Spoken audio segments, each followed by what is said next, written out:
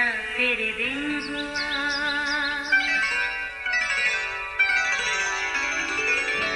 नया फिर दिन हुआ, पुरानी रात का करे सो शुक्र हम खुदा की जात का, खुदा की जात का नया फिर दिन हुआ। आज की आयत, बस जब तुम मसीह के साथ जिलाए गए तो आलने वाला की चीज़ों की तलाश में रहो जहाँ मसीह मौजूद है और खुदा की दाहिनी तरफ बैठा है। कुलसियों 3 बाब पहली आयत। अजीज़ों, घर की शिफ्टिंग बड़ा ही कठिन काम है। शायद कभी आप इस मरहले से गुजरे हों तो आपको भी इसका बखूबी अंदाज़ा होगा। खैर, ये तो ज़िंदगी के ऐसे सिलसिले हैं जो चलते ही रहते हैं। एक बार गली में शिफ्टिंग का अमल चल रहा था। पता चला फैमिली तो छोटी सी है, मगर घर का सामान, यकीन कीजिए ट्रक को 6-7 चक्कर लगाने पड़े, तब कहीं जाकर बात बनी। अजीज़ों, ये सिर्फ एक घराने का मसला नहीं, हम सब इसका शिकार हैं। हमारी वो आदत है ना कि ये भी मुझे चाहिए, वो भी मेरी ज़रूरत है। इसी चक्कर में हम इतना कुछ जमा कर लेते हैं कि एहसास ही नहीं होता। बस ये हमारी फितरत है कि जी भरता नहीं, बल्कि कुछ ऐसी अशिया भी हैं जिन पर सालों साल हमारी नज़र ही नहीं पड़ती। चीज़ें बेकार होने से बेहतर है निकालते रहें ताकि किसी ज़रूरतमंद के काम आ जाएं। नहीं तो जनाब, मुमकिन है ज़रूरतमंद खुद ही चुरा कर ले जाए। खैर, खुदा ऐसे बुरे वक्त से हम सबको महफूज रखे, आमीन। अजीज़ों, खुदा के कलाम में हमारे माल जमा करने के खदशात और ख़तरात से भी आगाही मिलती है। लिखा है, अपने वास्ते ज़मीन पर माल जमा ना करो जहाँ कीड़ा और संग खराब करता है और जहाँ चोर नकब लगाते और चुराते हैं। ज़रा ध्यान दीजिए, हर बात हकीकत से किस कदर करीब है।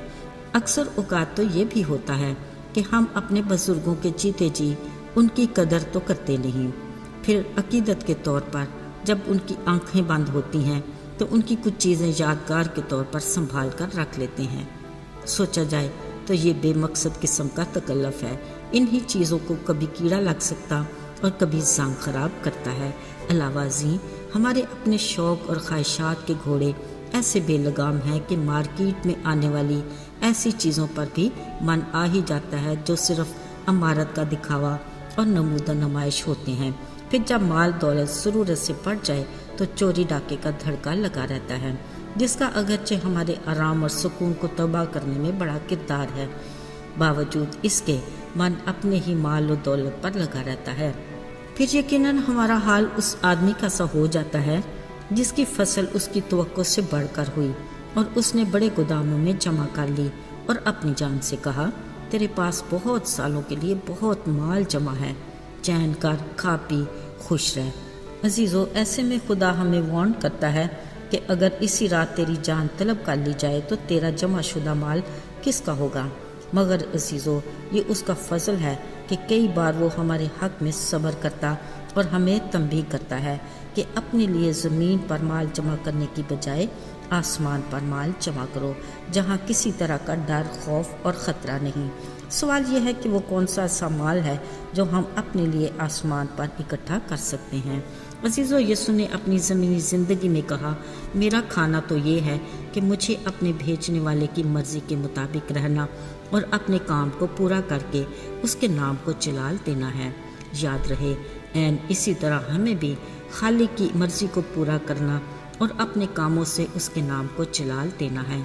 कलाम मुक़द्दस के मुताबिक हमारा खाना पीना कुछ भी हो, सब खुदा के नाम को जलाल देने के लिए हो, यानी बतौर मसीही हमारी ज़िंदगी उसकी मर्ज़ी के मुताबिक वफ़ादारी से और उसके नाम को जलाल देने के लिए हो, क्योंकि यही हमारे खालिक खुदा का हमें तख्लीक करने और दुनिया में भेजने का मकसद है।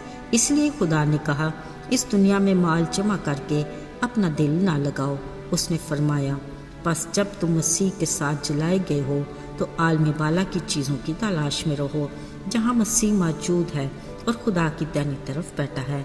आलम बाला की चीज़ों के ख्याल में रहो, ना कि ज़मीन की चीज़ों के, क्योंकि जब तुम मरोगे तो तुम्हारी ज़िंदगी मसीह के साथ खुदा में पोशीदा है। जब मसीह जो हमारी ज़िंदगी है ज़ाहिर किया जाएगा تو تم بھی اس کے ساتھ جلال میں ظاہر کیے جاؤ گے۔ میرے عزیزو، آئیے ہم اپنا دھیان اور گیان اپنے رب کی طرف لگائیں تاکہ اس کی خوشنودی کو حاصل کر سکیں۔ آئیے دعا کریں۔ زندہ جلالی آسمانی باپ، لشکروں کے رب، تو جو آج اور کل بلکہ اب تک یکساں خدا ہے، اپنے وعدوں کے مطابق ہمیں برکات دینے کے لیے ہمیں اپنے وفادار بنا، اپنے میں قائم رکھ اور ہمارے ایمان کو مضبوطی عطا کر۔ اے خدا، ہمیں اپنی زندگی کی اچھی کشتی لڑنے اور دوڑ کو کامیابی کے ساتھ ختم کرنے میں ہماری راہبری اور رہنمائی کر۔ یسوع کے مبارک اور جلالی نام میں مانگتے ہیں، آمین۔